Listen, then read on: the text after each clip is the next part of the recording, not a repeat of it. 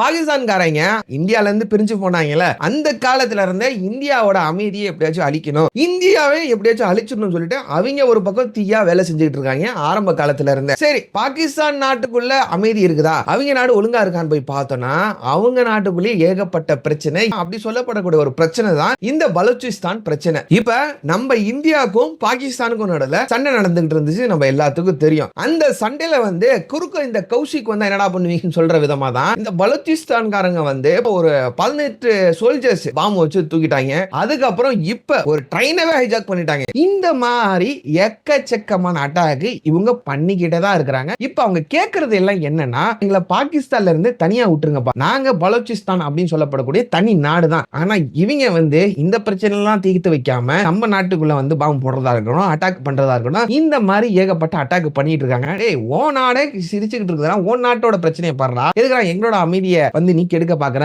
அப்படின்னு தான் கேட்க தோணுது பாகிஸ்தான் ஆளுங்களை பார்த்து.